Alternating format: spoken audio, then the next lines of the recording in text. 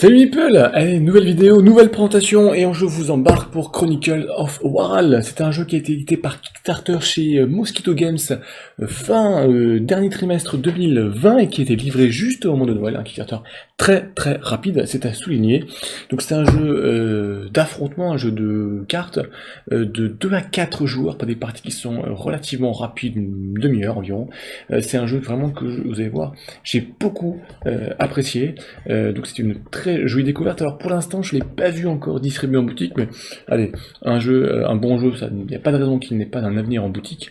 En tout cas, sinon, regardez, il y aura sûrement des nouveaux reprints de Kickstarter, voire des occasions.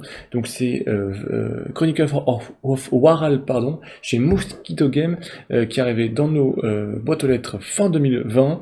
Donc un jeu d'affrontement 2 à 4 joueurs pour 30 minutes à peu près de partie. Je vous rends tout ça sur la table de jeu, et puis un peu après, je vous explique un petit peu tout mon avis. Voilà, je vous ai fait une petite mise en place pour 2 joueurs, même si vous pouvez jouer jusqu'à 4 joueurs. Alors, dans Chronicles of Waral, on va retrouver 3 types de cartes. Des cartes de type personnage, des cartes de lieu, et puis ici des cartes vertes qui sont les cartes de ruse. Alors, chaque joueur va constituer une équipe avec 3 personnages. Donc pour constituer cette équipe, tout simplement, on va faire une petite phase de draft. On va distribuer 4 cartes à chaque joueur. Chacun va en garder une, puis passer le reste à son voisin, et puis ainsi de suite, de tour en tour. On va conserver 3 joueurs, 3 personnages, qui vont être nos personnages pour l'affrontement. Le quatrième est défaussé. Chaque personnage, chaque héros vient avec un petit pouvoir, une petite capacité. On y reviendra dessus. Les tours de jeu dans Chronicles of Waral sont très rapides, il y a 3 actions et uniquement 3 actions possibles pour chaque personnage. On joue de façon alternée. À son tour de jeu, on choisit un de nos personnages et puis on va pouvoir aller visiter un petit peu les lieux qui ici constituent la zone d'affrontement. On peut venir avec notre personnage sur un lieu tout simplement pour le piller et donc en récupérer le butin. Donc chaque carte, on va ici retrouver le butin en cas de pillage. Donc ici en haut à gauche, il y a 3 types de pièces de monnaie. Il y a de l'or, de l'argent et puis du bronze. 3 types de monnaie, on ne peut pas les échanger les unes contre les autres, elles sont vraiment spécifiques. Première action, le pillage. Deuxième action, c'est tout simplement acheter le lieu, l'acquérir, pour le mettre dans sa main. Donc là, dans chaque lieu pareil, il y a un coût qui peut être dans les 3 types de monnaie, ou dans un seul type de monnaie, ou dans 2 types de monnaie. Donc là, il faut en payer le coût, et le lieu arrive dans votre main. Immédiatement, ce que vous pouvez faire, c'est vous déclenchez l'effet immédiat qui est unique au moment où vous récoltez, vous récupérez ce lieu. Alors, l'effet, il y a plein d'effets différents. Ça peut être de piocher une carte de ruse, ça peut être de voler de l'argent à votre camarade de jeu, ça peut être de récupérer des pièces de monnaie en plus, ça peut être de sauter le tour de jeu de votre adversaire, etc., etc. La troisième action, justement, c'est de jouer ces fameuses cartes de ruse, donc que vous allez pouvoir réussir à les récupérer avec les effets de jeu des lieux que vous allez récupérer. Ces cartes de ruse sont très variées, il y en a vraiment de tout type. Ce sont des cartes qui vous permettent de récupérer de la monnaie, de gagner certaines pièces, d'échanger, d'empêcher le joueur adverse de récupérer la monnaie pendant ce tour-ci, de consulter les prochaines cartes de lieu qui vont arriver en jeu pour les préparer, etc., etc. Et aussi des points de victoire. Donc voilà, chacun son tour, on va jouer de façon comme ça, alternée. Chacun pouvant ici, voilà, faisant les actions de jeu. Voilà. À la fin du tour, ce qui se passe. Tout d'abord, on va venir ici sur les cartes où il y a des personnages des 2 camps. On considère que le lieu a été saccagé, complètement détruit. Donc chaque joueur récupère ses personnages, le lieu est défaussé. Ensuite, chaque joueur récupère le reste de ses personnages. On vient ici compléter, remettre les cartes de lieu, tout simplement. Et puis on va regarder si les conditions de fin de partie se déclenchent. La fin de partie se déclenche lorsque le premier joueur détient 15 points de pouvoir. Les points de pouvoir, vous les retrouvez ici sur les cartes de lieu. Donc il y a des cartes avec 0 point de pouvoir, 1 point de pouvoir, 2 points de pouvoir, 3 points de pouvoir ou 4 points de pouvoir.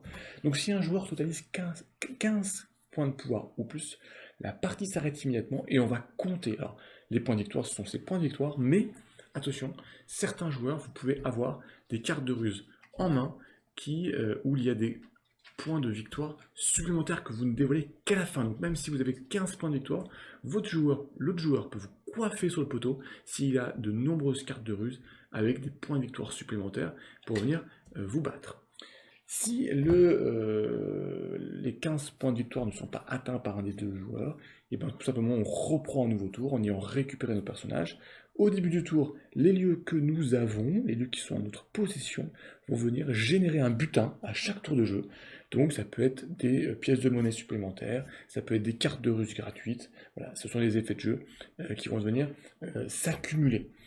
Et ainsi de suite, donc de tour en tour, vous allez récupérer des lieux, piller, saccager, jouer des cartes de ruse, jusqu'à obtenir 15 points de victoire et avoir le plus de points de victoire pour remporter la partie. Alors, il faut savoir qu'il y a beaucoup de cartes de lieux, en termes de rejouabilité, il y a vraiment beaucoup de cartes avec beaucoup d'effets différents. Il y a aussi énormément de cartes de personnages très différentes. Chaque personnage, je ne l'ai pas dit, vient avec un effet passif, ou des effets qui peuvent être déclenchés à chaque tour de jeu, pour avoir des bonus lors des pillages, pour détruire des lieux qui appartiennent à vos adversaires, pour récupérer des cartes supplémentaires. Bon, il y a tout plein de choses, ce qui fait qu'en termes de rejouabilité, il y a de quoi faire, et c'est à vous de créer votre meilleure équipe pour remporter la partie. Et bien voilà, Chronicles of Warhol n'a plus aucun secret pour vous, donc si vous voulez vous lancer, ben allez-y, n'hésitez pas à vous procurer cette boîte.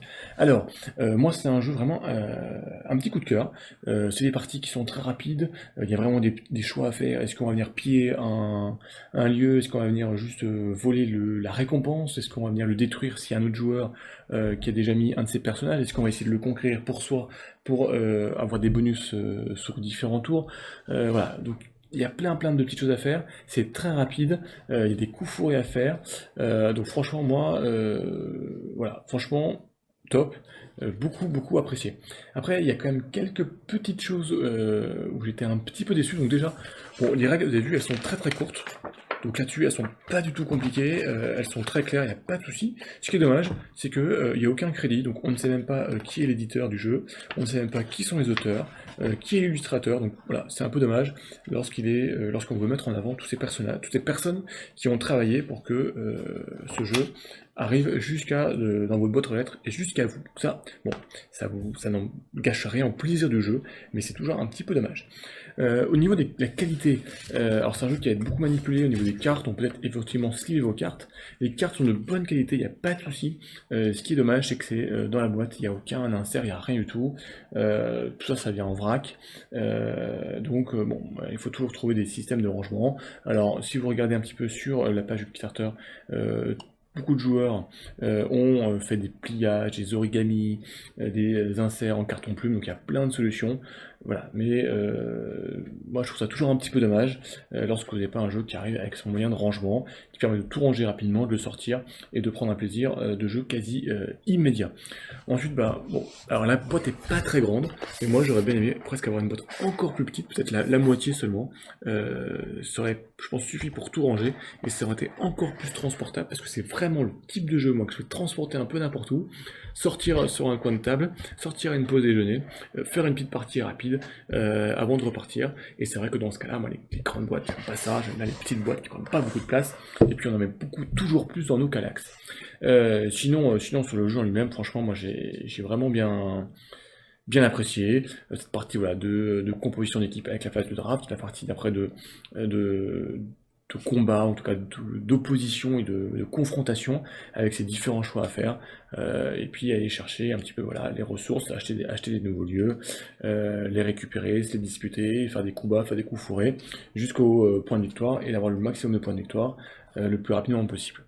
En plus de ça, avec tous les différents personnages présents, il y a vraiment de quoi faire, il y a une grosse rejouabilité, franchement voilà, puisque vous avez 3 personnages dans votre équipe, chacun, qui a une vingtaine de personnages, chacun avec leur effet différent. Vous avez le temps de faire tous les tests, toutes les équipes. Il y a de quoi faire, donc franchement, pas de souci. Il y aura peut-être, je sais pas, des reprints, peut-être qu'il y aura des extensions, il y aura peut-être tout plein de choses.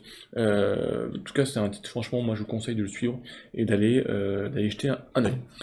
Et ben voilà, n'hésitez pas si vous avez participé au Kickstarter, comme d'habitude, à me dire en commentaire, on en discute. Ou si justement vous avez loupé le Kickstarter et que vous cherchez à vous procurer une copie, bah voilà, n'hésitez pas aussi à échanger. On en parle dans les commentaires. Comme d'habitude, n'hésitez pas à liker, à partager, à vous abonner. Et je vous souhaite de bonnes aventures et je vous dis à très vite pour de nouvelles vidéos. Et d'ici là, portez-vous bien. Ciao les amis!